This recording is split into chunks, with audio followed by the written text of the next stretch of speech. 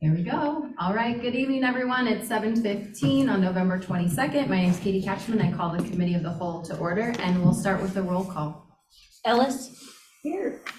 Francie? Here.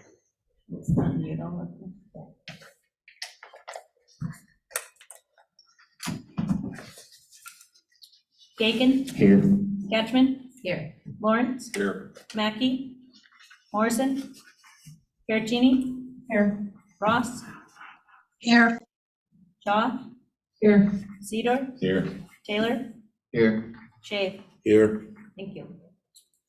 We do not have any guest speakers tonight, so I will hand it over to our city administrator and department heads for any updates that they have. Thank you. Submitted in my report was just a follow-up on museum operational options for you to review and consider. And I did include something in an agenda item in there for discussion later. And so just wanted to see if there were any questions. I also submitted my report to all of you on Friday. If you have any questions, I'm happy to answer those. Just a point of clarification. So I think there may have been a misunderstanding among some that these were options you were actually going to ask us to vote on one tonight. And I see that's not the case. No, you're correct. That's just for discussion purposes. We are awaiting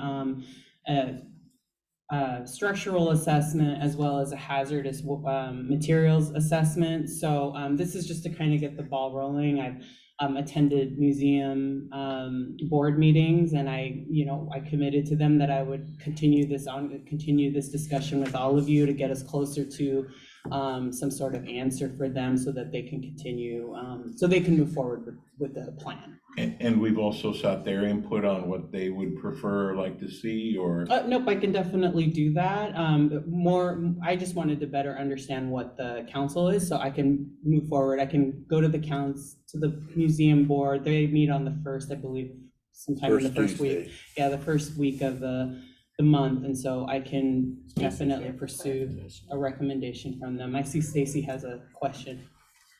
I just wanted to add a response to Councilman Cedar's question. Did we seek input from the museum board? In the meetings that I have attended, the museum board has explained that they're having a hard time making recommendations to the council until they know what the council's willing to do. So Ruth has brought this to all of you to start the discussion to help the museum board to be able to provide the council with some guidance because they have the input that I have received is until they know what the city council supports, they're not able to put a plan together. Well, I think more importantly then, for us to consider the options, it would be good to know if the museum board is adamantly for or opposed to any of the particular options outlined, to say, well, because if the city council comes back and says, hey, here's how we'd like to proceed, but the museum board is saying there is absolutely no way that we're going to take that on or operate under that particular option, that I think that would be good for us to know. Well, I have no doubt that if the council proposed selling the building and possibly contracting out or looking at options to sell the collection, of course, they're going to be opposed to that. That's why they're on the Board of Museum and History. I think for the council, this has some serious financial implications to the budget moving forward. And so what the museum board needs to know is the council willing to support those financial obligations? Thank you. Thank you. One of the things that I think is important to remember is that the museum board's position, from my perspective, is kind of come to wanting more information from the council because the things that they have proposed have gone nowhere. So it's not like they're just, waiting for direction from the council. They have tried to provide direction and have either been told no, or wait, or we're not ready yet. So it feels a little bit like there's some oppositional things going on, and I don't think that's the intent of anyone. And when Councilmember Cashman proposed that we look at options and everything, it was also broached that we have a workshop to explore with the board. They are advisory to us. That's in their chart. That is their mission. That is what they signed up to do. They signed up to advise us. But I feel like somehow we've not kept the faith, if you will, on making sure that it's a positive relationship, and it's somehow become tit for tat, he said, she said. And I would just like us to go a little bit slower and not do anything that we can't unring the bell on until we have a chance to follow up on Councilmember Cashman's suggestion that we have a workshop with the museum board and these options that are coming up before us. Can we, Let's- can we continue this discussion on the regular agenda item? And we can move forward. Yep, other than that, there are no other pieces for me. Thanks. Are there any other updates from department heads? Director Barn? Hi. Yes. So let me share my screen. I do have an item on the agenda.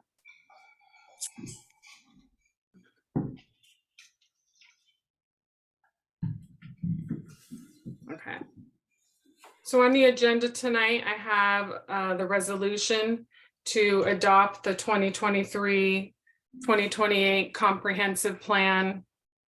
That plan is a requirement by the Washington State Recreation and Conservation Office. The plan that we have currently is set to expire on December 31st of this year. This is a planning document that's used by the Parks and Recreation Department. If you had a chance to look through the 92-page document, some of the most important parts of the document are the goals and objectives, our capital project planning, and the public input that we receive. By setting goals, objectives, and having a capital project plan, that increases our chances of receiving grant funding.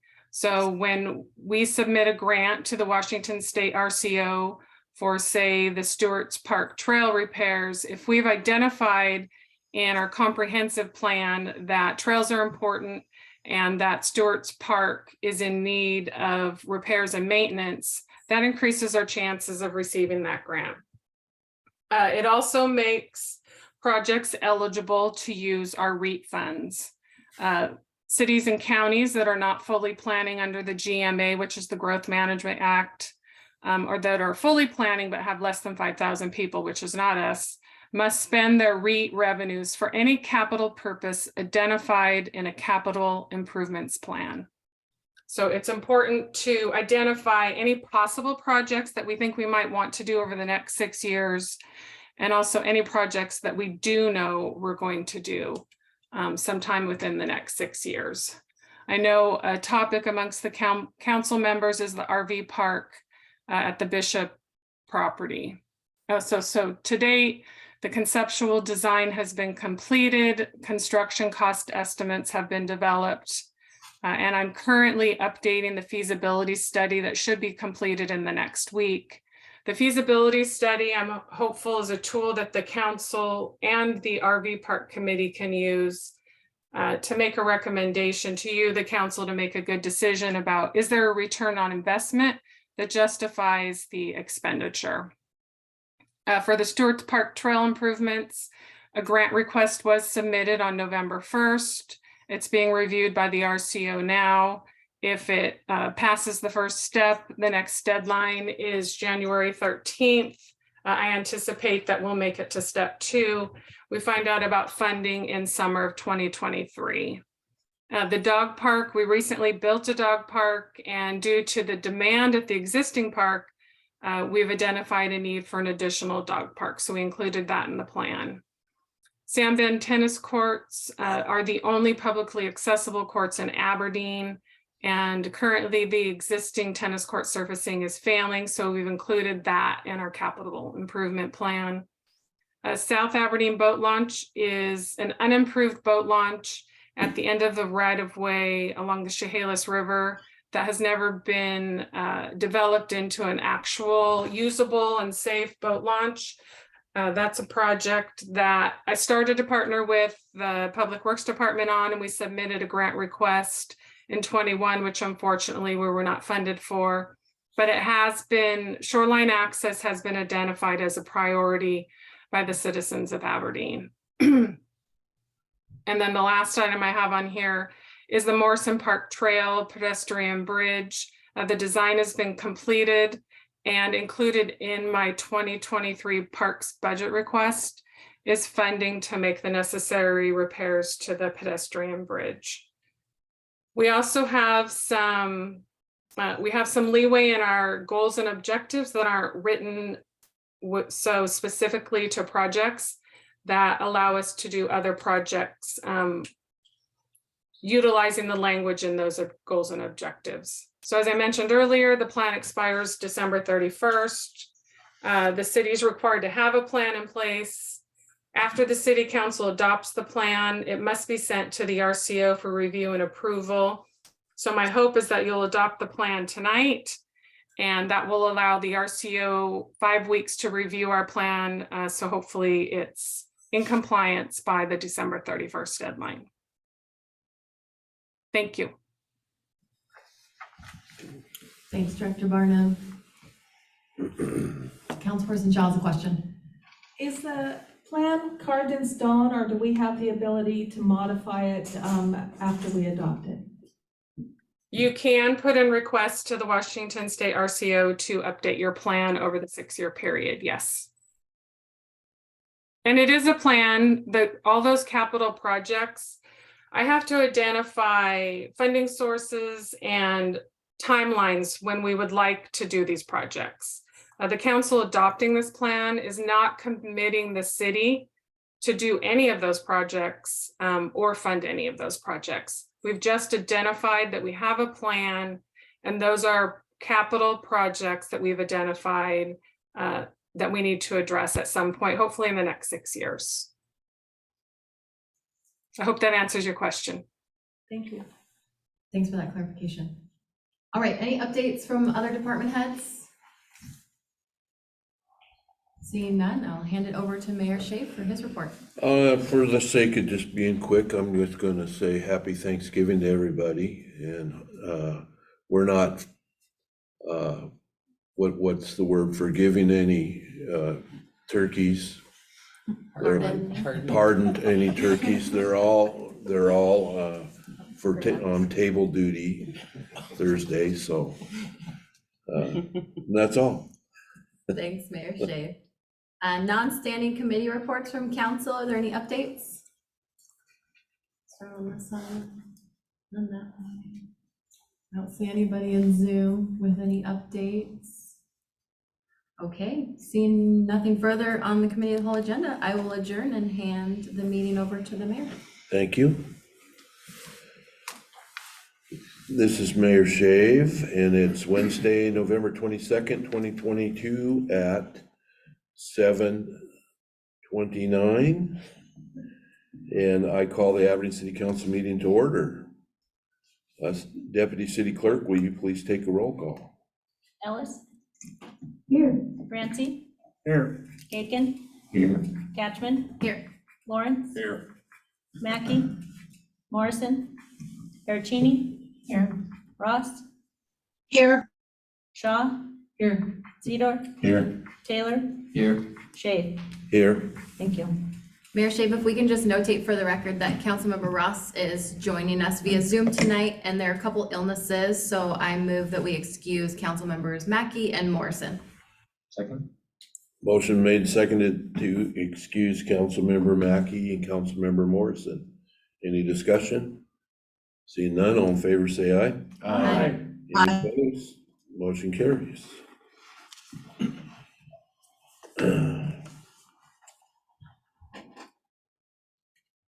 Chief Golding, would you please lead us in the flag salute tonight?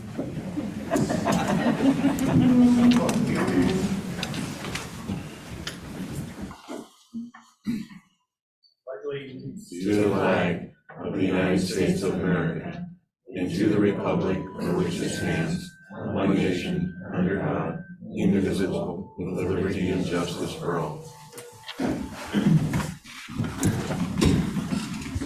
Thank you.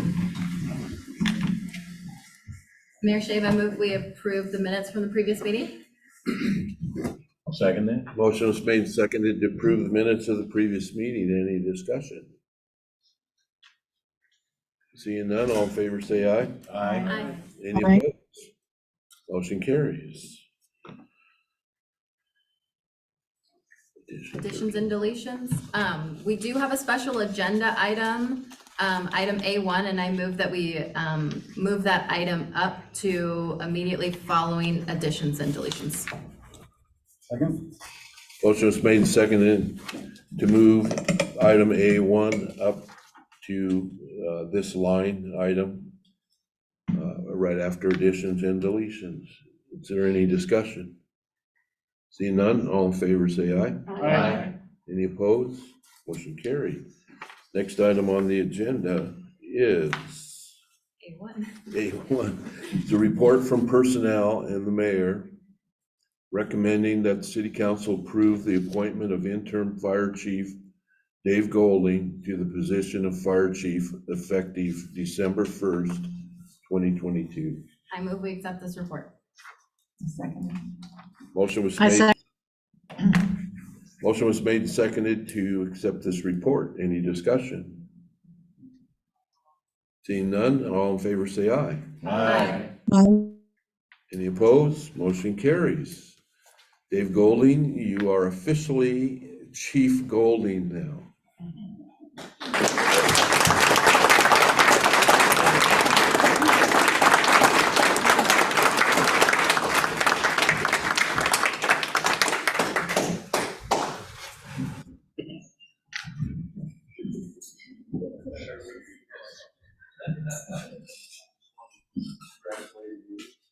Well-deserved appointment and serve with the town.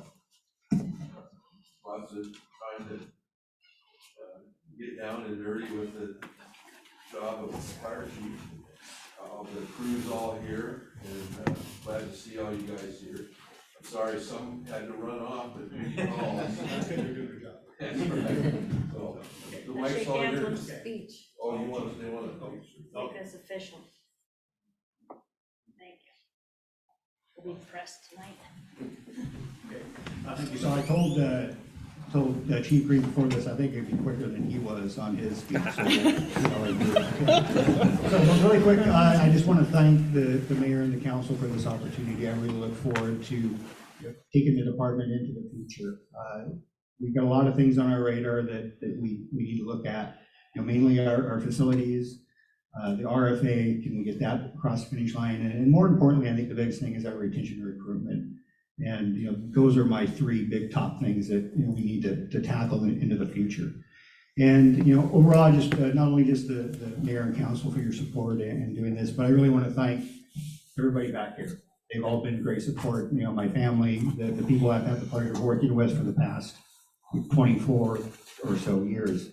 I'm here to do what I can for them. So hopefully I can follow through with that. So again, thank you everybody for your support. Thank you.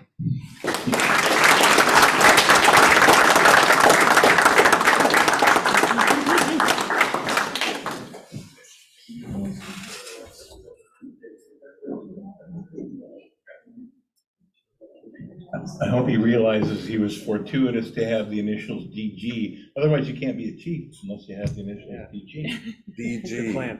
That's right.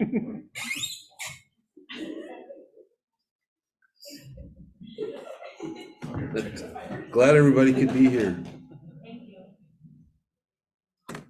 Okay, we'll move on to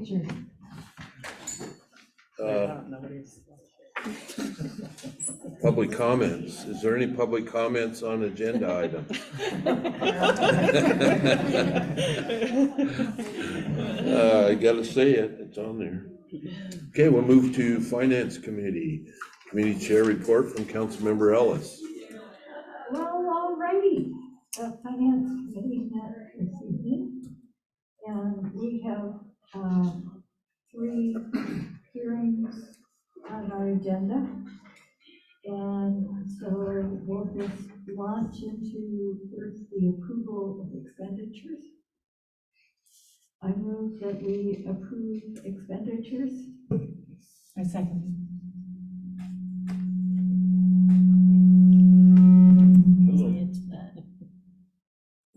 It's not there. Motion was made and seconded to approve the payroll and expenditures. Any discussion? Seeing none, roll call vote, please. Motion to approve accounts payable in the total amount of $3,223,279.61. Payroll in the total amount of $95,884.63. Check numbers 25644 through 25677, 79571 through 79721, and wires 1420 through 1423 and 1428. Ellis? Yes. Francie? Yes. Gaken? Yes. Catchman? Yes. Lawrence? Yes. Perchini? Yes. Ross? Yes. Shaw? Yes. Sedor? Yes. Taylor? Yes. Motion approved, Mr. Mayor. Thank you. Councilmember Ellis. All right, tonight we have the second reading and public hearing of bill number 22-12, an ordinance adopting the 2023 annual budget for the city of Aberdeen. I move we open the public hearing. Second that? Motion is made and seconded to open the public hearing on adopting the 2023 annual budget. Is there any discussion? Seeing none, all in favor, say aye. Aye. Any opposed? The public hearing is now open. Anyone want to speak on the budget, second reading?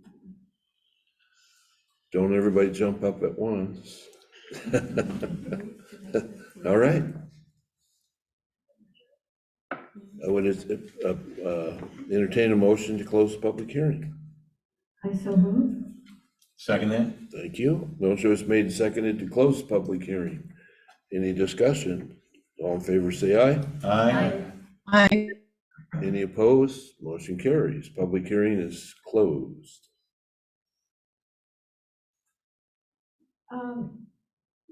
Then we have the second reading and public hearing of bill. Liz, first we need a motion to adopt the second reading of bill number 22-12. Oh, forgive me, thank you.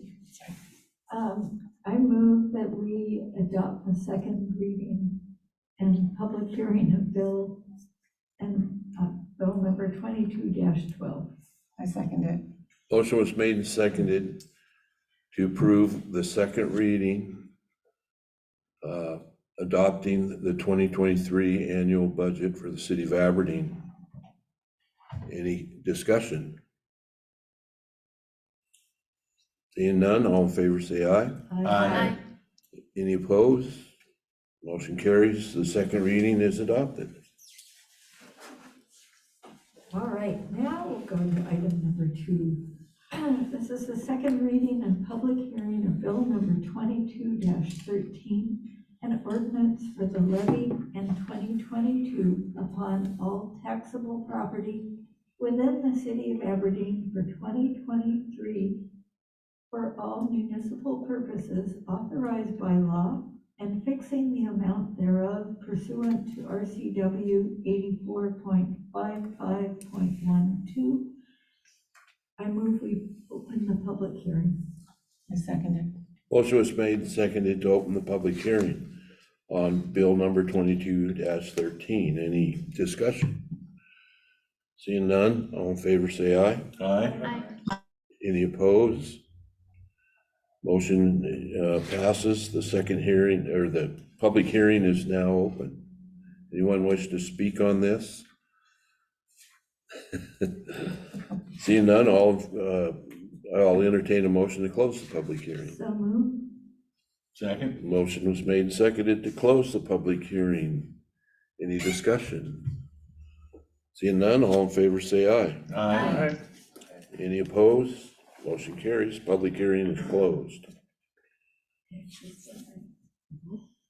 Mayor, I move that we suspend the rules and consider the second reading as the third and place this bill in final passage. A second. Motion was made and seconded to suspend the rules and consider the second reading the third and placed in final passage. Is there any discussion? Seeing none, all in favor? Oh, this will be a roll call vote. First, we need all in favor of suspending the rules. And then we'll roll call vote to pass Okay. the motion. All in favor of suspending the rules, say aye. Aye. Aye. Any opposed? Motion carries. The rules are suspended. We'll go to the third reading, and that's a roll call vote, please. Go make a motion. I move that we adopt the third reading. A second.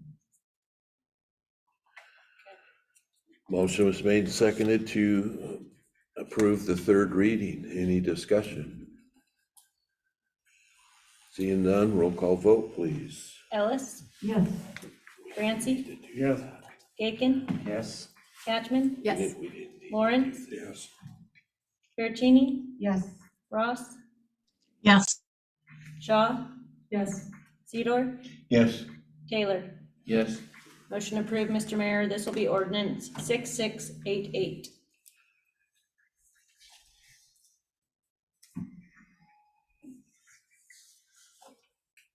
Thank you.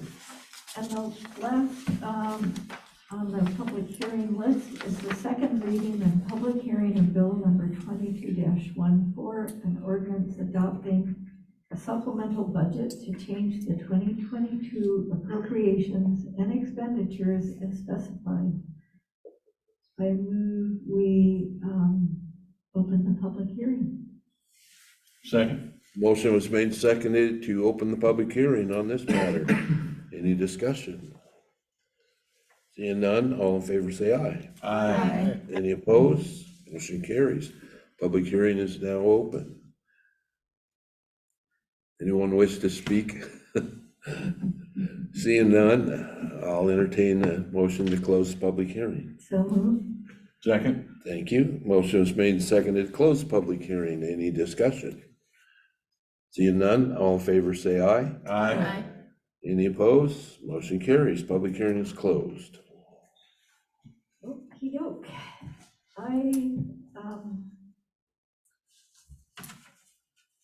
I move to suspend the rules and consider the second reading as the third and place this bill in final passage. Second. Motion was made and seconded to suspend the rules and place the second reading as, consider the second reading, the third, and place in final passage. Any discussion? Just a question for city staff. Is there anything else that might need to be added to this after this meeting? Or before we pass this? No, nothing I have that has came up. But it doesn't have to go to second reading either. It's whatever you guys want to do.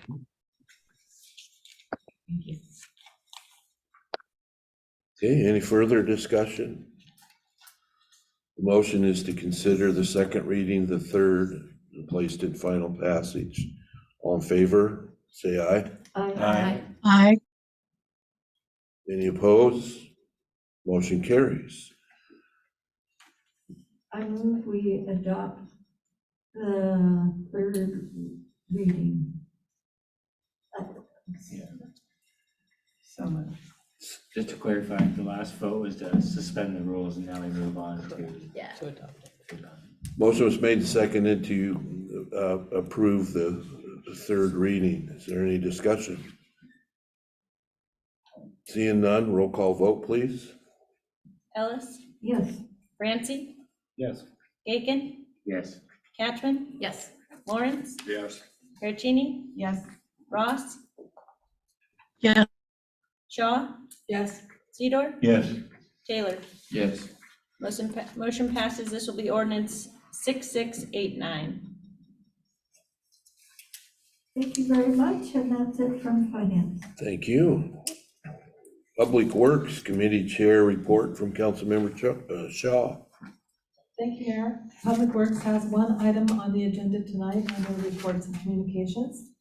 We have a report from Public Works and the Public Works Director recommending that a new item titled Acquire Watershed Property be added to the facilities list of priorities previously distributed in September 22 with a city staff priority number of 3.12 and a 2024 and beyond financial figure of $1 million. I recommend we adopt this report.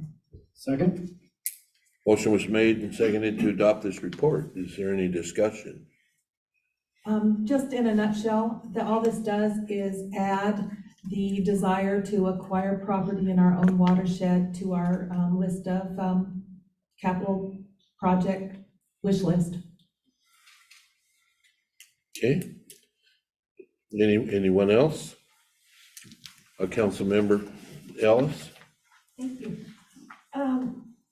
Adding watershed is definitely a good investment for a city where that's the source of our water. Investing in watershed that also helps to pay for itself through timber harvesting is good for the local economy and creates jobs and puts money back into the city coffers. I'm just concerned that in looking over the entire budget situation and capital project priorities, that before I wholeheartedly support something like this, I'd like to see, I'd like to know if purchasing watershed property can be done with grant funds, just what's out there. Do you want to talk? Oh, yeah, as such, sorry, where this stands, we're not really investing the money today. We're looking into ways that we can also, we're looking into grants as well. In nonprofits.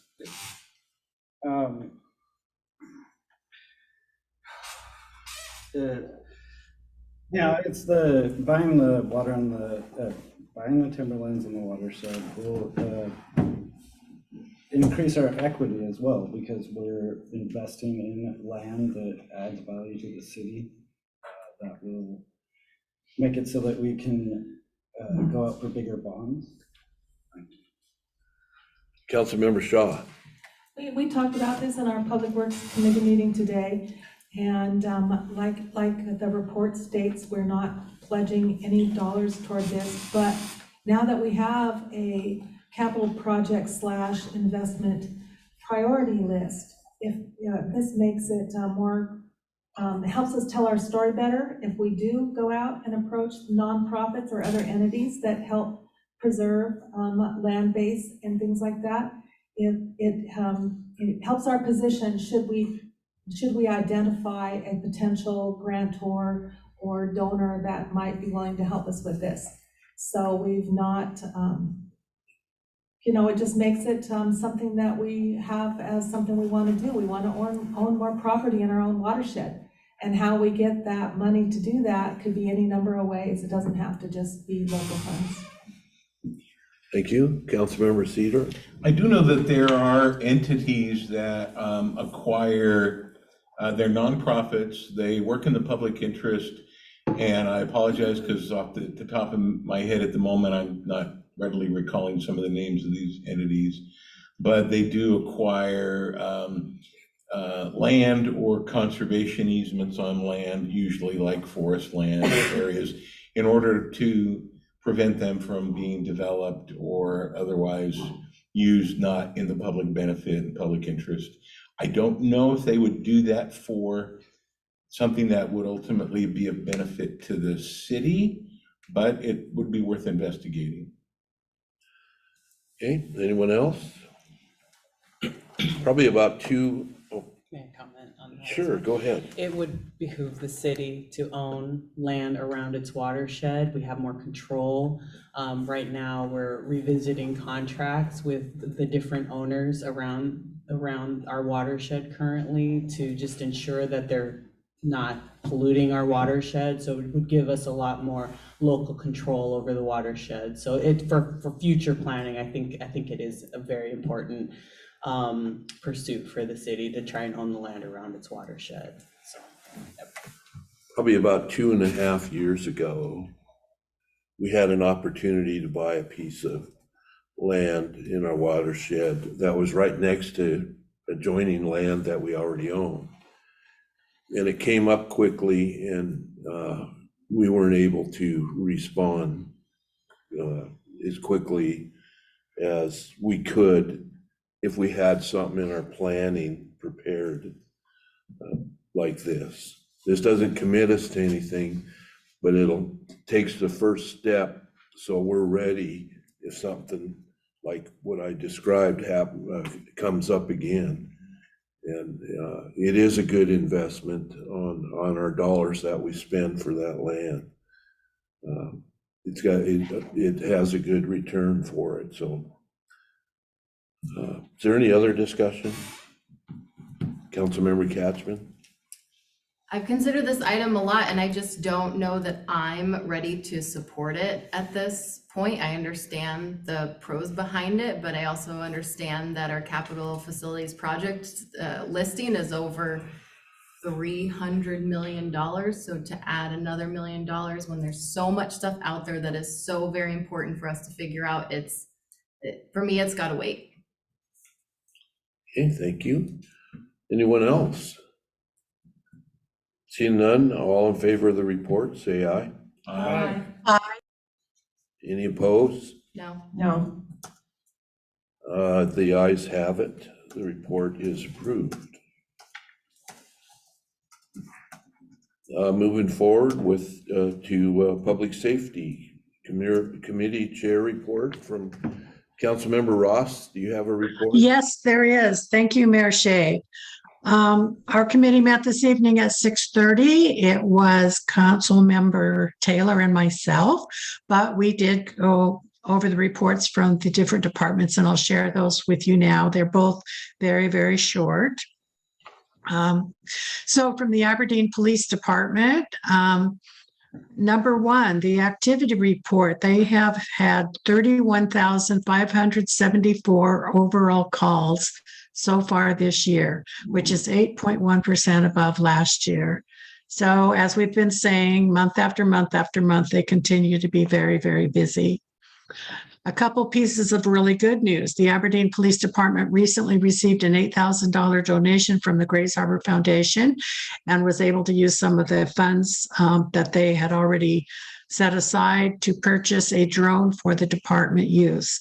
This drone will be used for search and rescue missions in Aberdeen and around Grays Harbor, crime scene photography, vehicular and pedestrian accident scene photography, in progress assistance with criminal apprehensions and surveillance on search warrant operations. Currently, the department has one trained operator with additional training for operators to take place here in early 2023. And the second piece of good news, the police department received the Washington Association of Sheriffs and Police Chiefs accreditations last week. The project was started under then Chief Shumate with Lieutenant Chastain as the accreditation manager in 2021. Administrative coordinator Becky Ellis took over the project when they retired and completed the work with the rest of the department. There were 143 standards the agency had to meet along the proof of meeting with each standard. The accreditation is valid for 4 years and is a credit to the hard work of our people that they put in every day.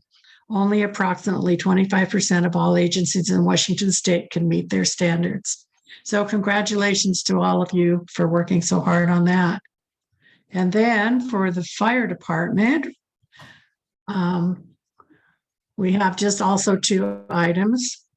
There's been an increase in structure fire responses.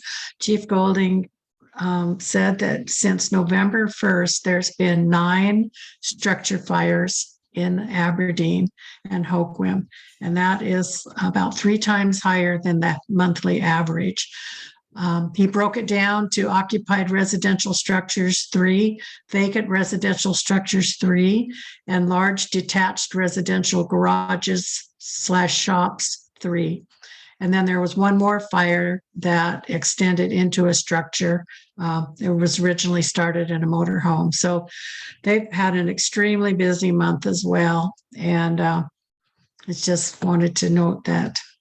Also, the Aberdeen Fire Department has started a Facebook page, and they're have launched it, and they're getting lots of positive feedback. So you can look for useful tips and information on the fire department on their new Aberdeen Fire Department Facebook page. And that is all from the Public Safety Committee this evening. Thank you. Thank you.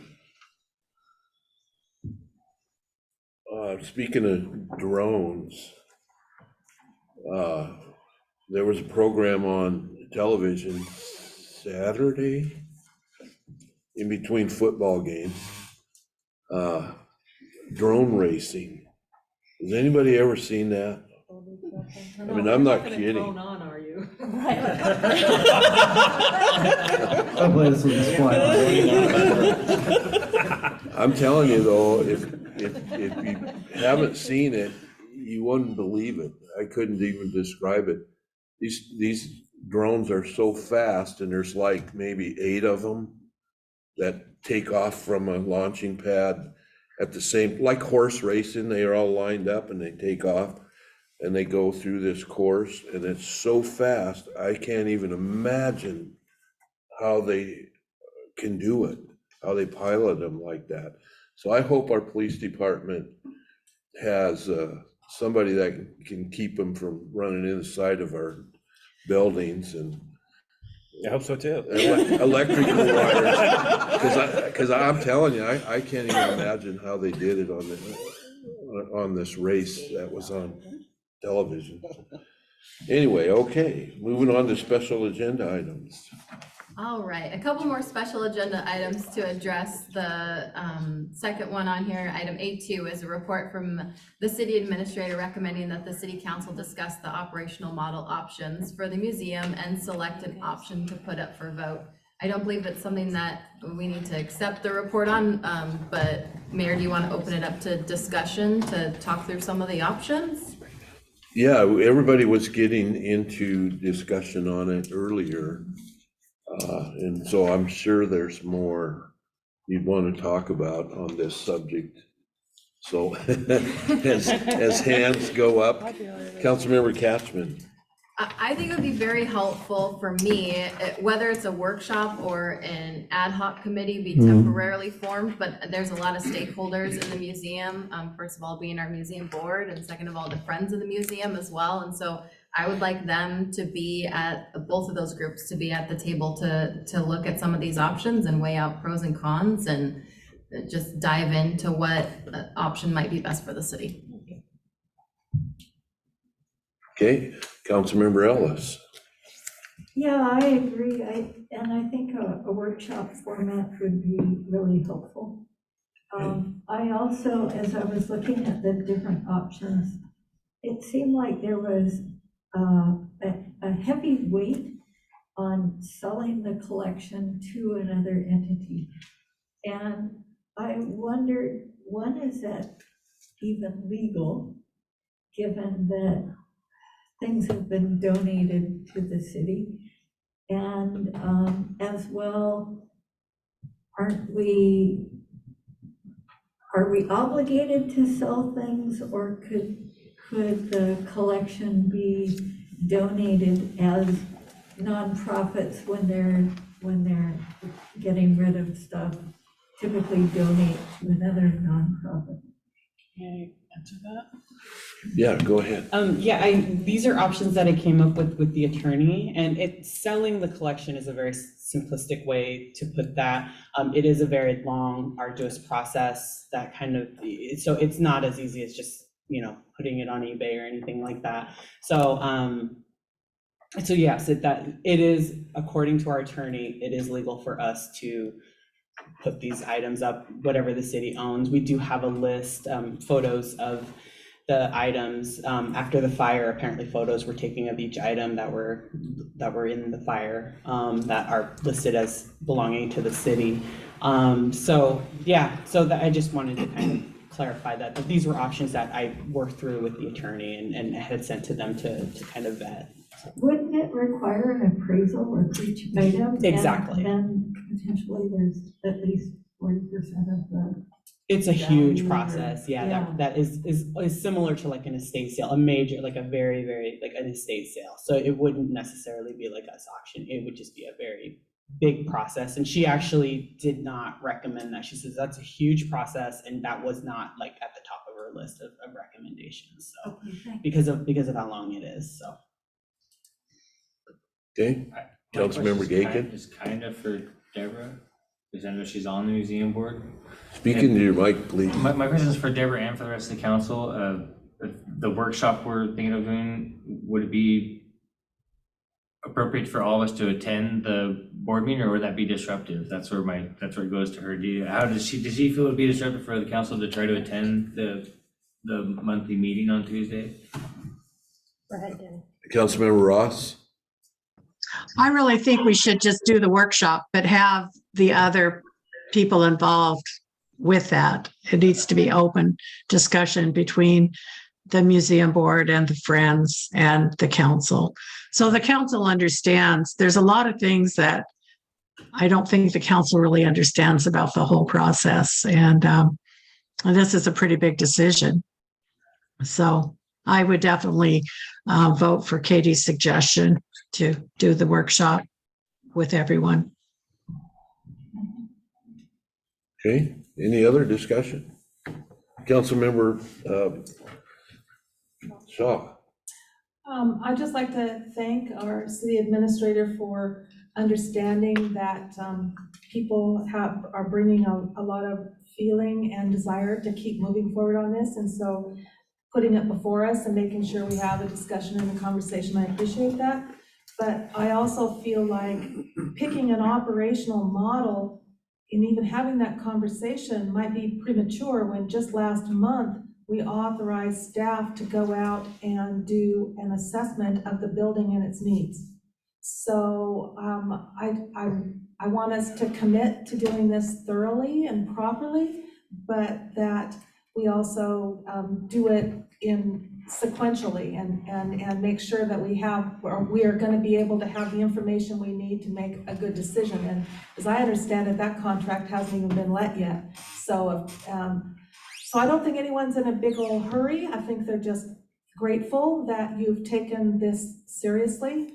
And I'm just glad to see that our history, we have a wonderful opportunity to reimagine how we can share our story. And I'm just grateful that we're going to start having more conversations about it. Thank you. Okay, anyone else? Councilmember Ellis?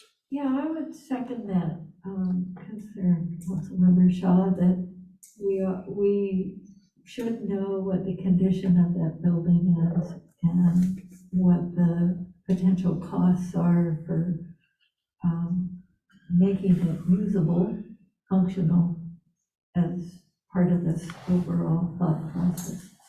And again, just because we're all bringing a lot of feelings to this because we care so much about Aberdeen, it's just like we used to say at the paper, publish in haste, repent at leisure. We don't want to make a hasty decision on what to do with the collection that we could regret for decades. And I just really hope that we take our time and do it right. Okay. Of these options, I say option 2 looks the best, but I agree with everybody else that we need to have a workshop first. So I move that we table this until after a workshop. There's no item that we're, Oh, that's open. I'll make a motion to schedule a workshop and we can put it out in February. And then if we do not have the appropriate reports back, we can reschedule it. Do we want to, I'll just throw out let's see, February 15th. It's a Wednesday, 6 PM. Then it allows time to bring in some of the stakeholders and make sure they can attend too. I'll make a motion that we schedule that workshop.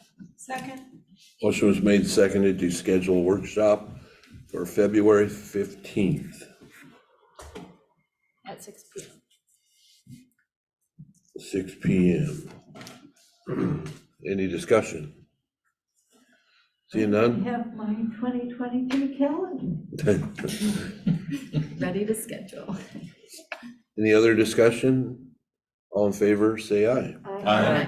Any opposed? Motion carries. Okay.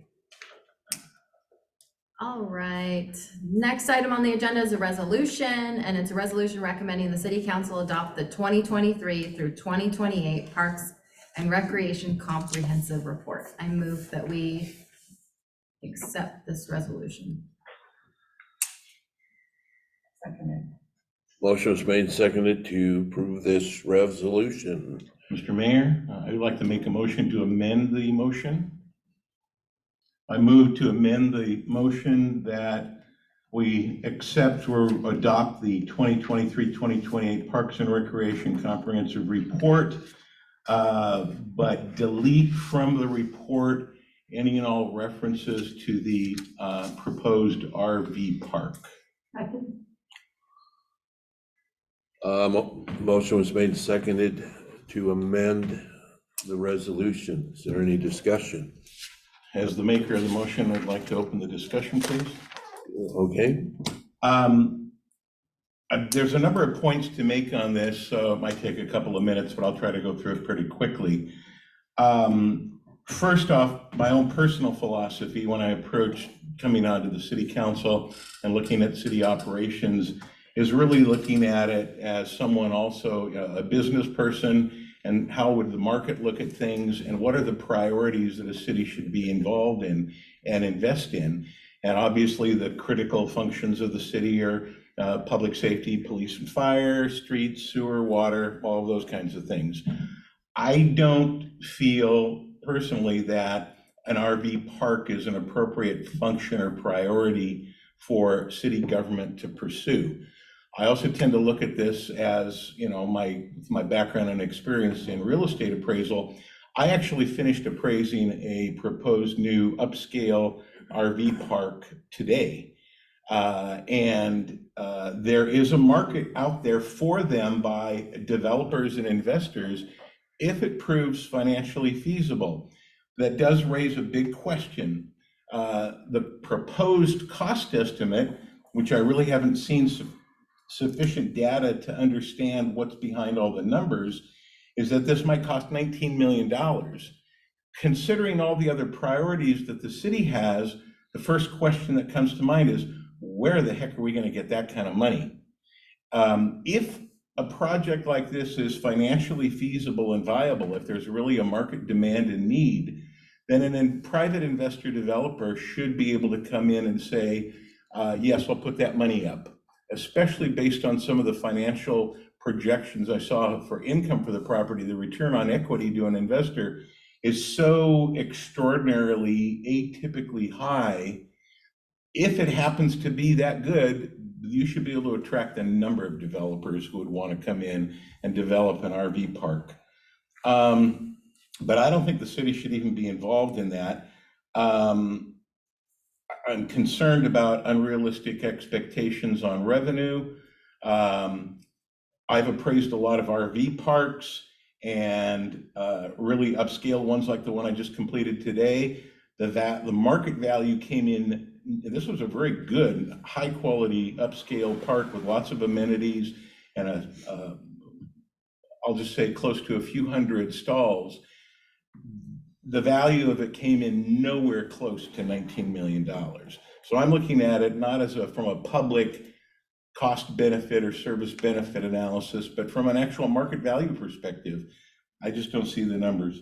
I appreciate the people, and I want to acknowledge them right now, who have been on the RV Park Committee: Rich Hartman, Wes Peterson, Carl Harris, Alyssa Shea, Mike Stoddard, and Fred Scott. I think if they want to continue to do their work to say, is this something that should be pursued, to try to identify and find a private investor developer who would do it, but not to expend any further city time, money, and effort in working on this, including for further feasibility studies or analyses. I'm concerned about impacts to the Bishop Sports Facility. I'm concerned about an RV park turning into a homeless camp for RVs, you know, that are broken down and run down. I just have a lot of issues and concerns with it, and I appreciate your time. Thank you. Councilmember Shaw? Thank you, Mayor. So this won't be the first time my fellow council members have heard me talk about following the process and seeing it through. I think we are at the point where a decision on whether to keep going is almost with us. When we started on this journey several years ago, it was estimated to be a $7 million project and taking up a huge footprint at the complex.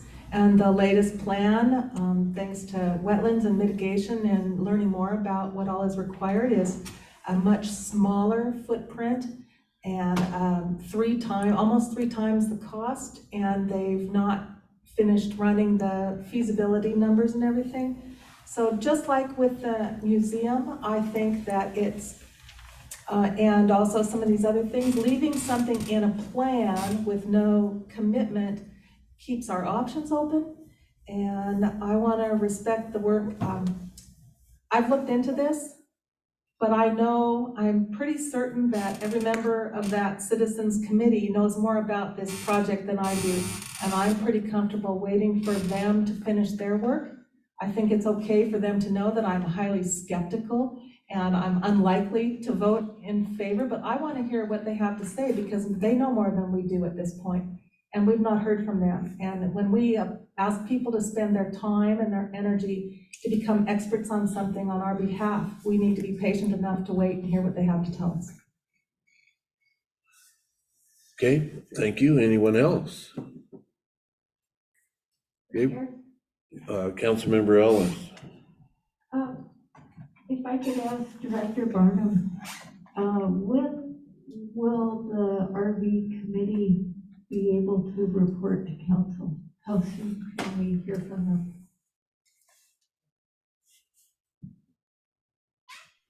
I should have the final updated draft of the feasibility study to the RV Park Committee by the 1st of December for them to review.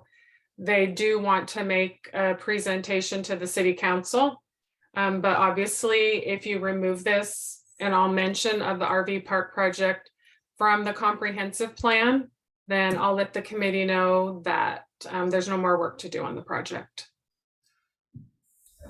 Thank you. Anyone else? Councilmember Ellis. I was really concerned by the numbers that I saw from I think a 2019 PowerPoint presentation that was given. And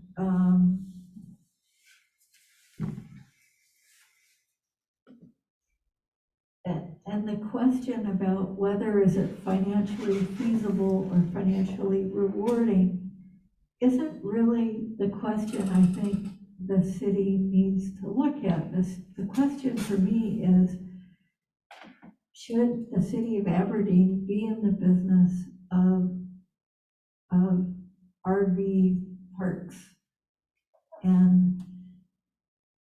And I hear Councilmember Seedor's concerns given all of our other priorities and capital needs out there. And the survey that the Parks Department did on what's important to the citizens of our city it's just not on the radar. And so I'm inclined to support removing it from the comprehensive report.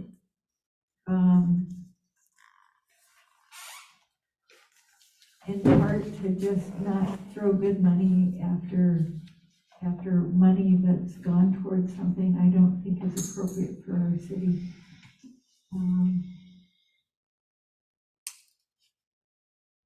Okay, thank you.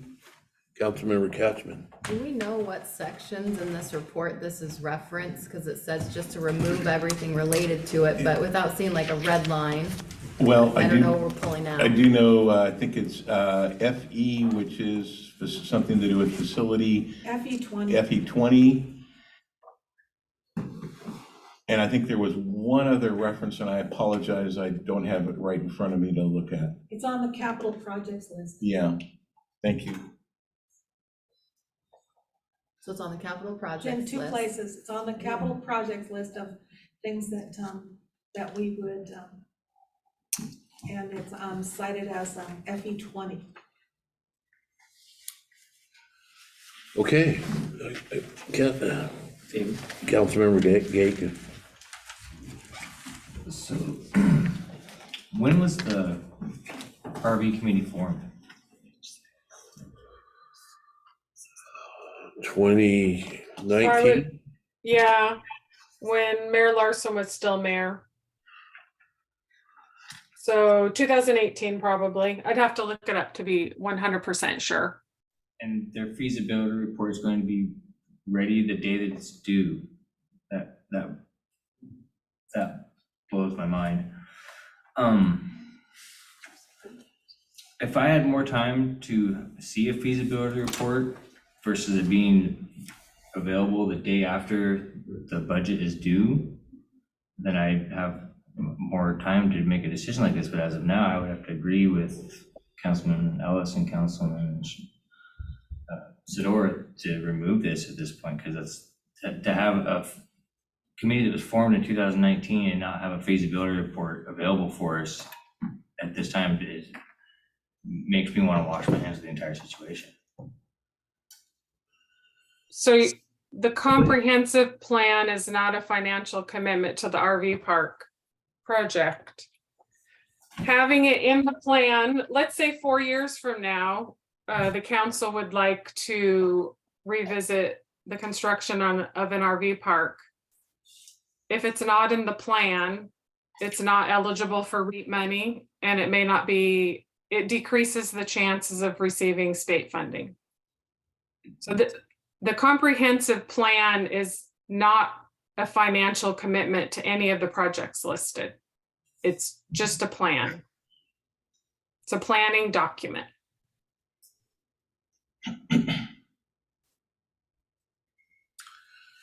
Okay.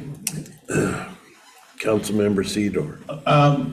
My knowledge of RV parks is the only parks that are state funded are in state parks. Is there a proposal that any property would be donated to the state as a state park, that the state would accept that as a state park, and that they would be willing to operate it as an RV park? No.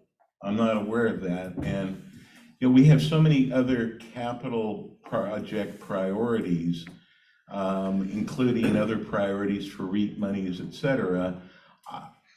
I just can't see, even in this current budget, I think there's up to about $5,000 budgeted to continue working on possibility of up to that much spent in the coming year towards this project.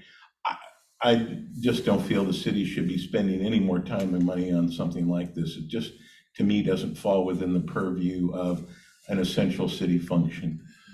The reason this got started in the first place back probably 2016 or something, was because the city put out questionnaires to the public more than once in the past 20 years more than several times. And one of the questions in that was, what's the priority things that you want? An RV park came up every time, high on the list. And that's what got the conversation started in the first place, was we need an RV park. The public wants one.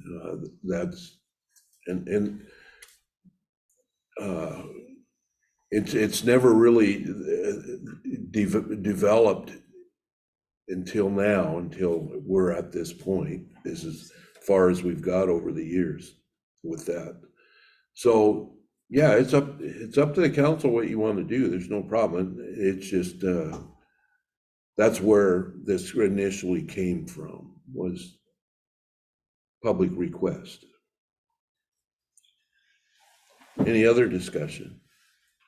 Mayor Shea, is there any way to extend, like ask for an extension on this report, Stacy? Because there's a whole lot of people on that committee that I really respect, and I feel like if they would come to us with a recommendation, that's going to have some heavy weight, but I haven't heard anything from them in a while. Let me find out from the RCO. Let me find out from the RCO what the turnaround time is on the comp plan. I have a pending grant application with them, and I have to have an adopted and approved plan by January 13th. So I'm trying to allow the RCO time to review the plan so that it's in place by January 13th.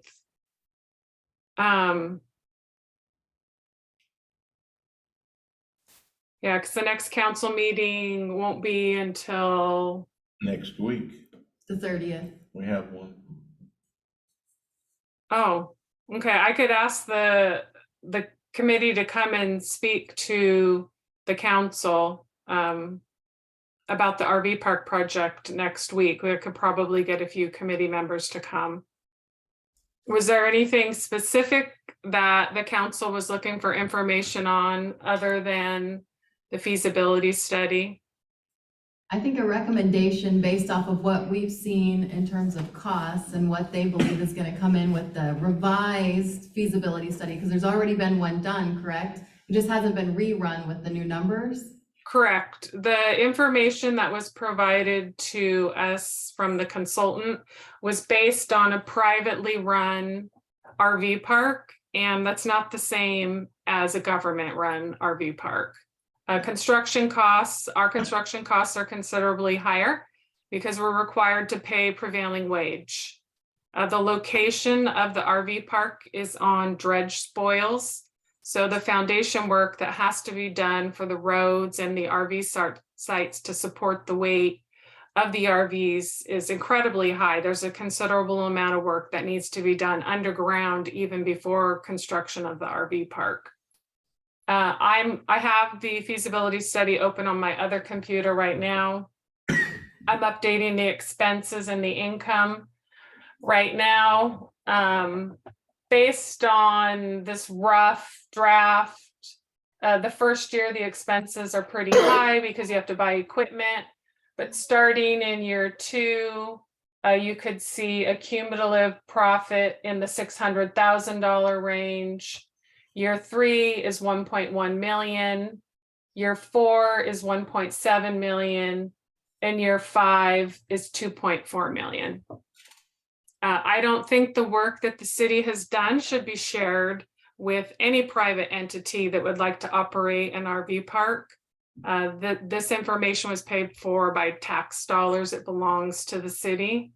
I, of course, am not opposed to a private entity building an RV park, but I've been working on this since 2017. And to my knowledge, nobody has approached the city of Aberdeen with an interest in building an RV park. Again, I hope that you do not remove it from the comp plan. It is a plan. It is not a commitment to build an RV park. And I know that the RV park committee and myself will be very disappointed if it's removed from the comp plan. But I will ask them to come to council on the 30th if you'd like to table it. Any other questions? Stacy, didn't you say that the feasibility report or the update to it will be completed and ready by December 1st? Yes, I have it in front of me right now. I am updating it. They sent me a draft plan. It wasn't based on a government entity operating an RV park. So I'm updating the numbers right now. Okay, so why can't we have that at least a few days ahead of the next council meeting next week, so we have a chance to look at it ahead of time? Well, I'd like to have the RV park committee review the information before we present it to the council. I guess, does the council want a draft before the RV park reviews it and provides you with their input? I'd sure like one. It seems that the Fine. council consensus is that they would like a draft, Stacy. Okay, and then RV park committee members to come and speak to the council on November 30th. Correct. Okay, I'd like to move to table my amended motion. Withdraw Table your the amendment. report. You Well, would I like- want to table it, I guess, is that I might want to bring it back up in the next council meeting, but for now I'm willing to table it. I think you can bring up your amendment the next meeting. Okay, You would want to withdraw it, so I move to withdraw my amendment, okay? but I move to, I guess we have to probably vote on that, right? Is there a second? No, Yeah, the second Yeah. has to agree to remove it also. we didn't actually vote on the amendment. We were in discussion. No, but there was a motion and a second, and in order to remove it, it has to be agreed by both the mover and the Correct. seconder. So I was So who- second. I think- Who seconded? Did you second it? Okay, And as the second, I will only withdraw my second if the resolution to adopt the 23-28 Parks and Recreation Comprehensive Report is put on hold pending, That'll be my next motion. Table it. That'll be Table next. it. Yes. okay. Okay, all right, now then I move to table the resolution regarding the approval of the Parks and Rec comp plan until the next council meeting. which is November 30th, Yes, okay? Motion was made and seconded to table this report. Is there any discussion? And, Was there a second? oh, yeah, I think was second. It's until November 30th. Is there any discussion? Stacy, I think it would be really important, critically important, to get us something to look at before the next council meeting, more than just a day in advance, so that we can start digging into it a bit and prepare some questions. I'd actually like to go ahead and submit some questions in writing to the RV Park Committee and to you that I would present at the next council meeting based on the feasibility study and report. Okay. Anything else? So Mayor Shea, since it was tabled, this will show up as an agenda item on the next meeting, even Correct. though it's been tabled. Okay, Correct. thanks. Anything else? Seeing Councilmember Ellis. So I have another concern with the 2023 through 2028 parks. Here it's referred to as Parks and Recreation Comprehensive Report, but it's also referred to as a comprehensive plan. Currently, the state needs us to have a comprehensive plan, so let's be consistent. If that's what it is, let's call it a comprehensive plan and take away all the inconsistencies of report versus plan. And Excuse me, there's a motion on the floor to table this to the next meeting. correct, clerk? Correct. Yes. Yes. So So, any discussion will be tabled as well. so you're bringing up a different subject. You can probably bring that up with city staff. Okay. Any further discussion on the motion? Seeing none, all in favor, say aye. Aye. Any opposed? Motion is approved. So this will be tabled this item is tabled until the next city council meeting, which is November 30th. And your issues can be brought up. And you can talk to the city administrator as well ahead of time, so.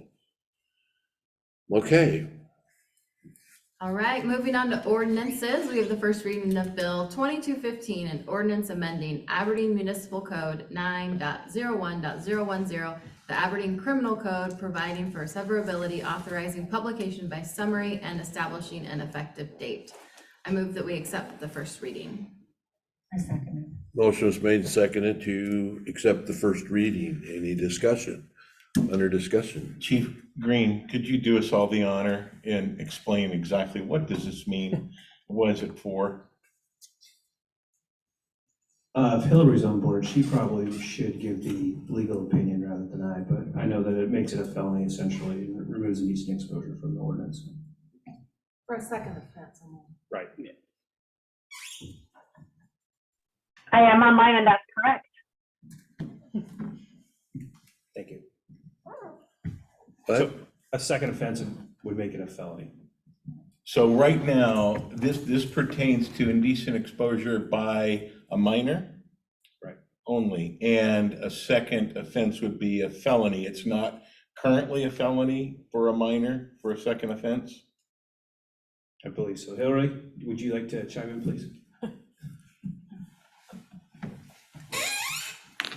Well, according to the report, this brings This us into is- compliance with the RCW, which changed. Yes, the Yeah. RCW changed according to our prosecuting attorney, and Okay. this it just makes it so that we're in alignment. Our municipal code is in alignment with the current RCW. Well, So, there you go. yeah. housekeeping. Okay, thank you. All right, thank you. Any other discussion? I just have a question. Does indecent exposure include public urination? I do not know the answer to It that. could. Yeah. It depends. The challenge for us is proving what the intent of their actions. Like if it was a public space and there was children present, that might be. It's with the minor though, so it's kind of one of those, yeah. Perhaps, yeah. Okay. Any other discussion? Seeing none, all in favor, say aye. Aye. Any opposed? Motion carries. First reading is approved. Are we doing a public hearing on this? It'll be scheduled for the December 14th Okay. meeting.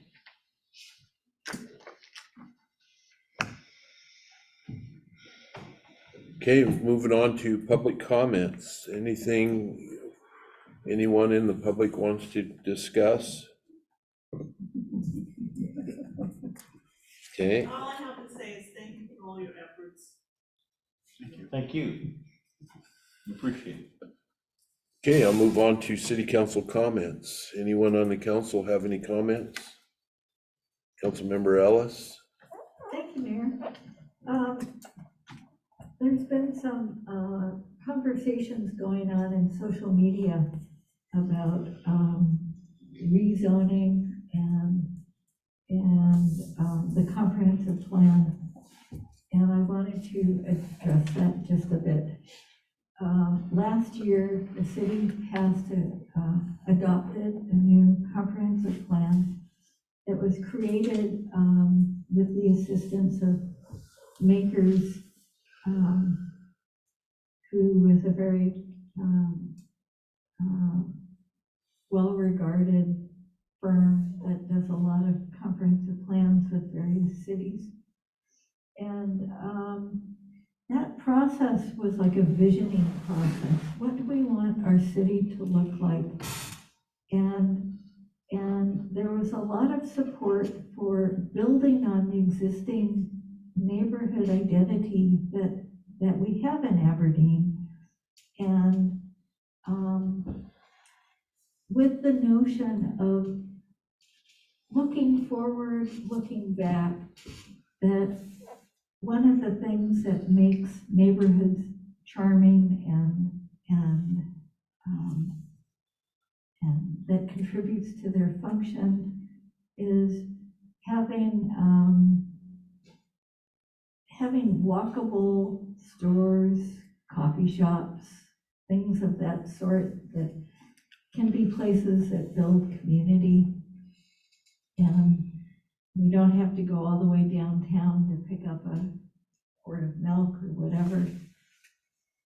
So that notion is expressed in the comprehensive plan, but it's not in and of itself a rezoning as some people are concerned about. It's putting the idea out there.